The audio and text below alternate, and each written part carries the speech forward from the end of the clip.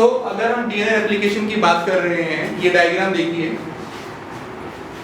इस डायग्राम में आप समझ सकते हैं कि सबसे पहले तो हमारे पास दो स्ट्रैंड्स हैं, ठीक है।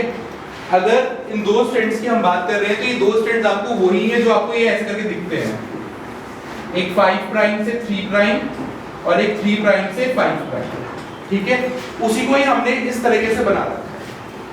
अब इस डायग्राम को अगर आप एग्जाम में बनाकर आते हैं और इतना ही लिख के आते हैं, एक तरीके से ये समझ में आ जाएगा कि हाँ आपको आता है। क्यों? क्योंकि इस डायग्राम से आप सब चीजें बता रहे हो। सबसे पहले तो ये चीज याद रखो कि जो दो स्ट्रैंड्स हैं हमारे, वो it just like the plates जो आपने बना रखी है, चुटिया बना रखी है ना अपनी गुंदी भी, तो यही प्लेट्स जो आपने बना रखी है डीएनए सेम वैसा ही है, ठीक है। अब आपको अगर इसको दोनों स्ट्रैंड्स को रेप्लिकेट करना है, कॉपी करना है, तो पहले आपको क्या करना पड़ेगा, इन प्लेट्स को जो ये आपस में इंटरट्वाइंड है, इनको क्या करना पड़ेगा, खोलना पड़ेगा। तो खोलने के लिए एक एंजाइम है, जो सबसे पहला एंजाइम है वो ये है, ठीक है।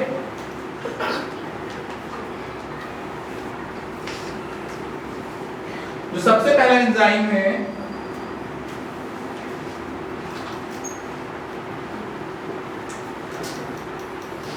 सबसे पहला एंजाइम है वो क्या है हमारा, हेलिकेज, ठीक है। इस हेलिकेज का काम क्या है, ये जो भी इंटरट्वाइंड, जो दो आपके प्लेट्स हैं या फिर दो आपके जो स्ट्रैंड्स आपस में ऐसे इंटरट्वाइंड हुए हुए हैं, उनको क्या कर रहा है, ये ओपन कर रहा है। ओपन करने का काम किसका हुआ, हमारा हेलिकेज का। और किसको ओपन कर रहा है, ये हेलिक्स।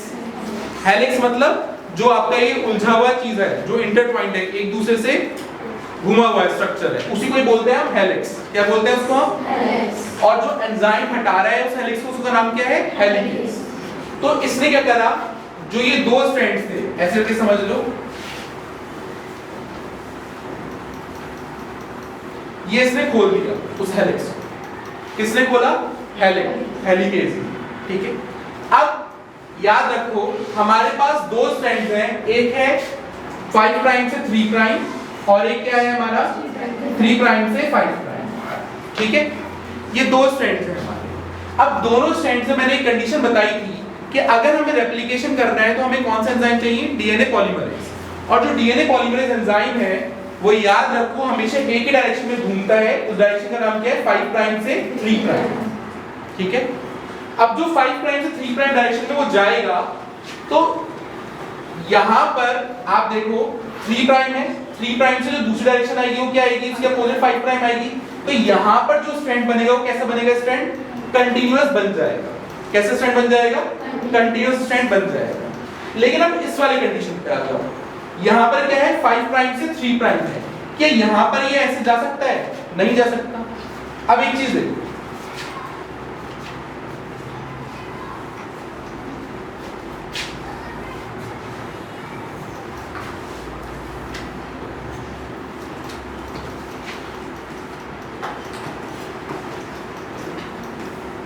यहां पर जो स्ट्रैंड बनेगा वो तो ऐसे बन गया 5 प्राइम से 3 प्राइम डायरेक्शन में, क्योंकि एक तरीके से ये डीएनए पॉलीमरेज एंजाइम था जो ऊपर जा रहा था, ये इस डायरेक्शन में जा रहा है किधर, 5 प्राइम से 3 प्राइम। और यहां पर जो स्ट्रैंड बनेगा क्या, कैसे बनेगा वो, बनेगा वो इस डायरेक्शन में, तभी तो यहां पर 3 प्राइम आएगा, 5 प्राइम से 3 प्राइम। अब मुझे ये बताओ, एक ही चीज जब ऊपर जा रही है वो दो डायरेक्शन में कैसे बना देगी, एक तो नीचे बनाना है और एक कैसे बनाना है, ऊपर की तरफ बनाना है। तो कैसे करके डीएनए पॉलीमरेज काम करेगा, तो ये वाला जो स्ट्रैंड है वो कैसा होता है, हमारा कंटीन्यूअस होता है। कंटीन्यूअस मतलब लगातार काम कर रहा है, जबकि ये वाला काम कैसे कर रहा है, ये कुछ इस तरीके से काम कर रहा है। यहाँ पर आपका डीएनए पॉलीमरेज लगा हुआ है, ये वाला स्ट्रैंड कैसे हो जाता है, मुड़ जाता है। ये आपकी बुक में नहीं लिखा हुआ, ये आपको समझाने के लिए बता रहा हूँ। ये काम कैसे कर रहा है कि ये वाला मुड़ जाएगा। अब मुड़ने से क्या होगा, जितना ये आगे डायरेक्शन आगे बढ़ा तो यहाँ पर इतना ही बना खाली 5 प्राइम से 3 प्राइम डायरेक्शन में, फिर ये और थोड़ा नीचे आ जाएगा, फिर यहाँ पर 5 प्राइम से 3 प्राइम बनेगा।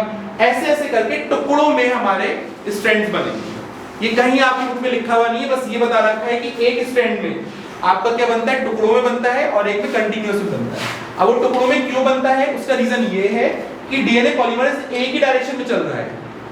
अब वो एक डायरेक्शन में चल के दो डायरेक्शन में कैसे बना सकता है, वो नहीं बनाएगा। तो ये वाला स्ट्रैंड जो हमारा 5 प्राइम से 3 प्राइम वाला है वो मुड़ जाता है, और जितना जितना आगे तक होता है उतना वो क्या होता है, बनते चले जाते हैं टुकड़ों में। इतना समझ में आया? अब देखो इसी कारणवश क्या हुआ, 3 प्राइम से 5 प्राइम एंड पे जो हमारा स्ट्रैंड आया वो कैसा आया, कंटिन्यूअस आया, लगातार वाला आया। और इस स्ट्रैंड को क्या बोलते हैं हम, लीडिंग स्ट्रैंड। कौन से स्ट्रैंड को, 3 प्राइम से 5 प्राइम वाले को क्या बोलते हैं, इसको लीडिंग स्ट्रैंड। जबकि जो दूसरा वाला स्ट्रैंड है 5 प्राइम से 3 प्राइम, उसको क्या बोलते हैं हम, लैगिंग स्ट्रैंड। इतना समझ में आया? अब देखो यहां पर जो बन रहे हैं वो कैसे बन रहे हैं, टुकड़ों में बन रहे हैं। और ये जो टुकड़े हैं हमारे, जो फ्रेगमेंट्स हैं, उनको क्या बोल रहे हैं, ओकाज़ाकी फ्रेगमेंट।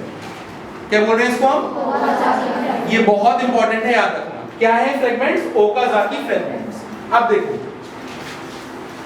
सबसे इंपॉर्टेंट चीज, हेलिकेज ने काम करा, ठीक है। हेलिकेज के बाद डीएनए पॉलीमरेज तभी किसी चीज को आगे बढ़ा सकता है जब उसको क्या मिल जाए, प्राइमर मिल जाए। जो येलो येलो वाले दिख रहे हैं ये क्या है, हमारे प्राइमर। क्या है ये हमारे प्राइमर। क्या होते हैं पहले ये समझते हैं। प्राइमर 20 से 100 न्यूक्लियोटाइड, ठीक है, राइबो न्यूक्लियोटाइड्स हैं। आरएनए के जो होते हैं ना, आरएनए एक तरह के समझ लो राइबो न्यूक्लियोटाइड्स हैं ये, जो कौन बना रहा है, हमारा प्राइमेज एंजाइम। ये हमारा दूसरा एंजाइम है जिसका नाम क्या है, हमारा प्राइमेज। क्या एंजाइम, क्या नाम है इसका, प्राइमेज। क्या बना रहा है, हमारा प्राइमर, जिसके ऊपर डीएनए पॉलीमरेज अपनी क्रिया करेगा और रेप्लिकेशन करेगा। हर जगह देखो प्राइमेज की आवश्यकता है। अगर ये नहीं होगा तो डीएनए पॉलीमरेज कॉपी नहीं कर पाएगा, फोटोस्टेट नहीं कर पाएगा, ठीक है।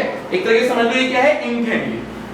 अगर इंक नहीं होगी फोटोकॉपी मशीन में, क्या आगे हम रेप्लिकेट कर पाएंगे, नहीं कर पाएंगे। तो ये क्या है, ये इंक प्रोवाइड है, ठीक है।